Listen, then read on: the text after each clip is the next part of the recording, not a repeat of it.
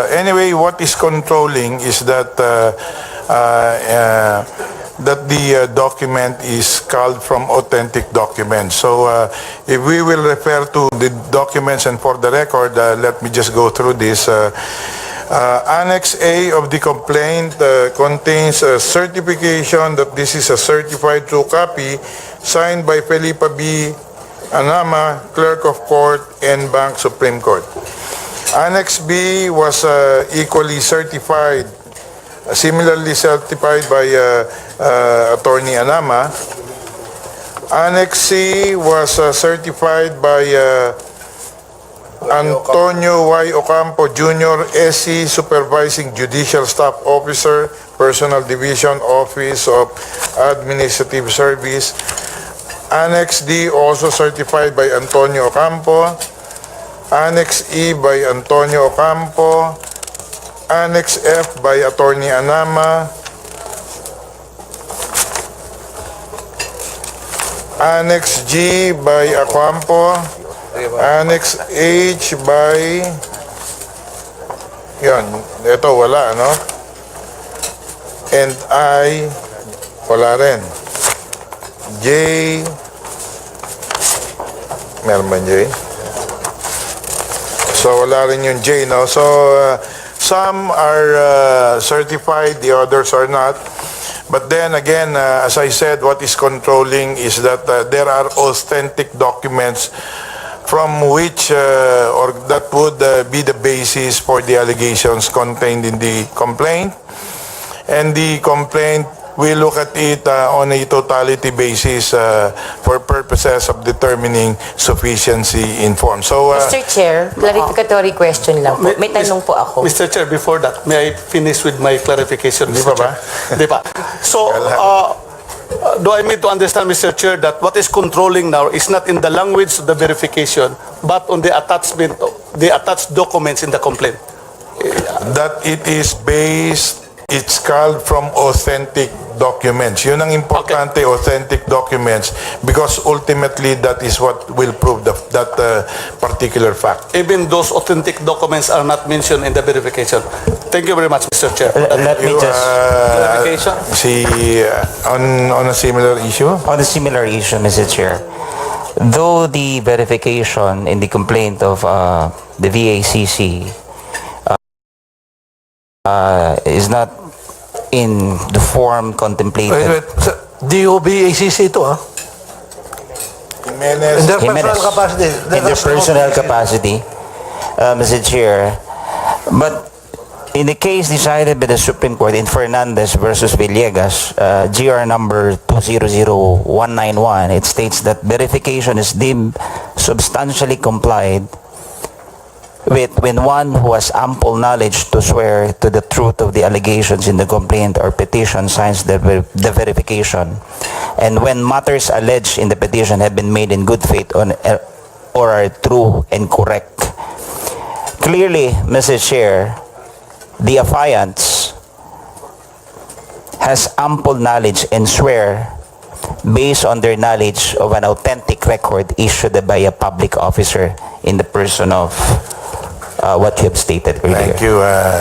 Noted. And so, Mr. Chair, we will just entertain one final comment from just question. Congressman Kaka. Thank you, Mr. Chair. Ang question ko lang po ay, sino po ang notarize ng verified complaint na ni Dante Jimenez at Attorney Eliseo Mamarin? The records will show it is the Secretary General, Cesar Pareja, Attorney Pareja. So I will just explain my objection, why I'm objecting to the sufficiency in form because of that. Okay na, Art?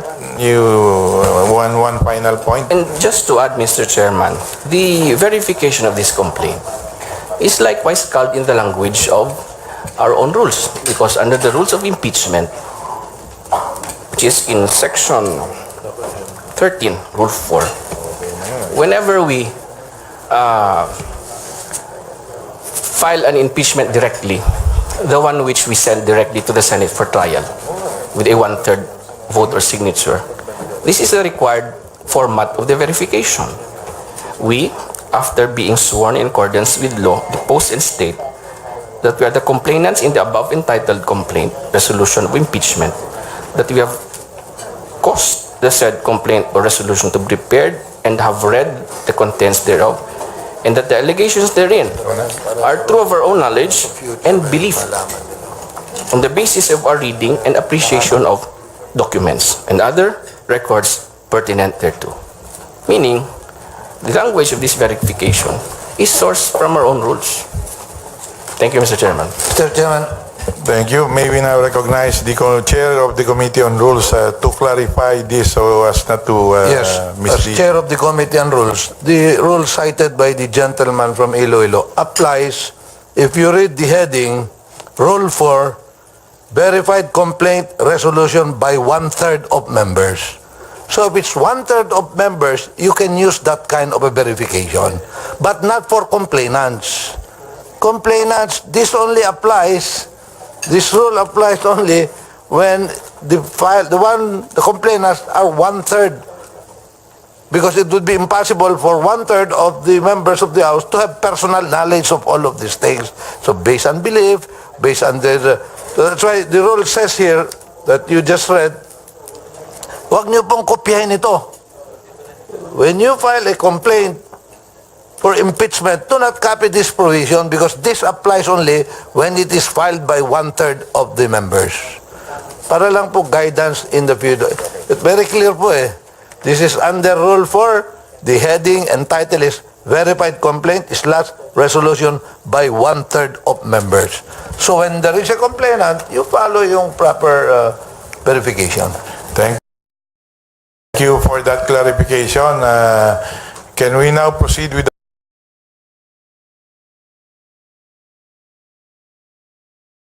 the vote?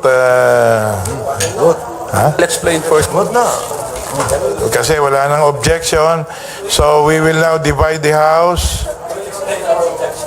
Di ba na-explain? Nag-explain na kayo. Oh, we start with... Mahirap. Cong Kaloy, please. Thank you, Mr. Chair. I objected, Mr. Chair, because very clear in the verification, and we thank the majority leader for clarifying this, because very clear the verification used here is different. This is a verification for a resolution or an article of impeachment. So, gusto ko lang ibalik doon sa sinabi natin sa Alejano complaint. No? Maging stricto na tayo, Mr. Chair. Huwag tayong maging liberal dito.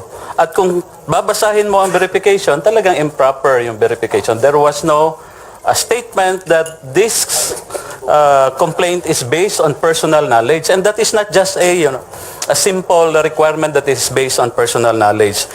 In the case of Negros Oriental Planters Association Incorporated versus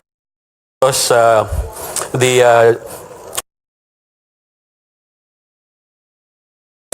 presiding judge of Negros Occidental, 595 Philippine Reports 1158, year 2008. It states here, Mr. Chair, and I quote, clearly, the amendment was introduced in order, meaning the amendment of inserting the word personal, was introduced in order to make the verification requirements stricter, such that the party cannot now merely state under oath that he believes the statement made in the pleading.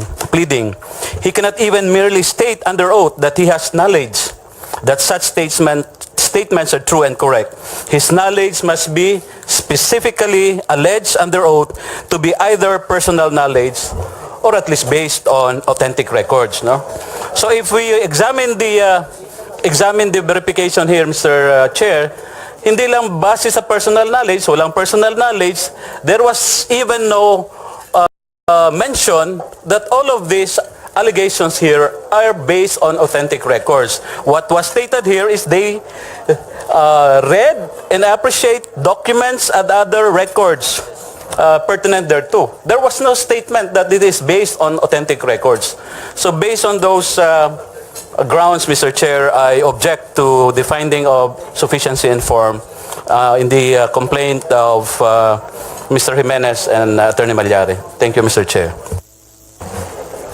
Mr. Chair. Congressman Bagal. Mr. Chair, I would like to explain my objection. The requirement that is set by the rules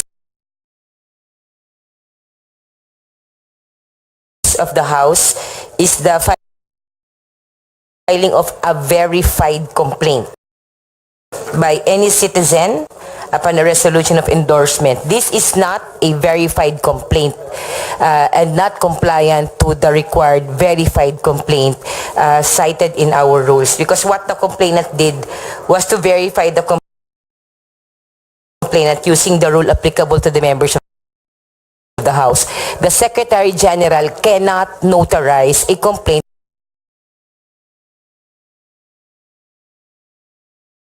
that is filed by a private complainant as stated in our rules. So I say this does not comply with the requirement as to form, because we are not dealing with a verified complaint. So I object, Mr. Chair. Congressman Lagman.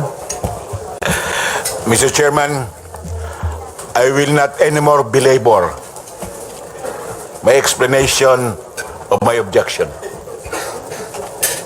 Considering the statements, particularly coming from the leadership of the majority, I will just wait for the expected and inevitable result.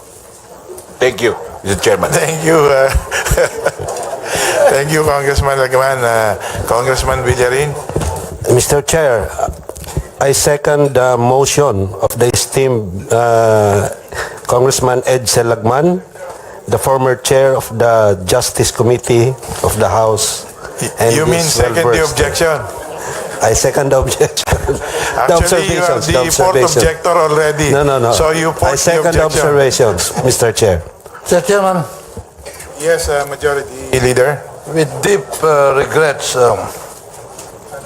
and happily for the four, I join them in their objection, because I have to be consistent and the committee has to be consistent, because we gave a caveat last time that all complainants are warned that when they come here, they should follow the proper form. While indeed there are other documents, but their form is very clear po kasi under the rules of court. Ang sabi po ng rules of court with this kind of a pleading, ito po, Section 4, verification. A pleading required to be verified, ito rin po yung sinabi ko doon kay Representative Alejano, which contains a verification based on, open quotation marks, information and belief, which is what appears here, and correct of his or lacks or upon knowledge, information and belief, quotation mark, or lacks a proper verification, shall be treated as an unsigned pleading. So, mali po kasi yung verification na ginamit nyo eh. Kinupya po nyo yung verification pagka 1/3 of members. Having said that, I wish also to disagree with Cong Representative Bacau. The Secretary General can administer the oath even if not filed by 1/3 of the members as an administering official authorized to oath. Baski po, private complainant, pag pupunta dyan, gusto niyang panumpaan yung verification na kay Secretary General, pwede rin po yun. Hindi po bawal si Secretary General mag-administer ng oath because that is his duty. But I object simply because, to be consistent with our earlier statement of caveat, dapat po sinusunod natin yung form natin on verification. So I also register my objection that we'll vote accordingly, Mr. Chairman. Mr.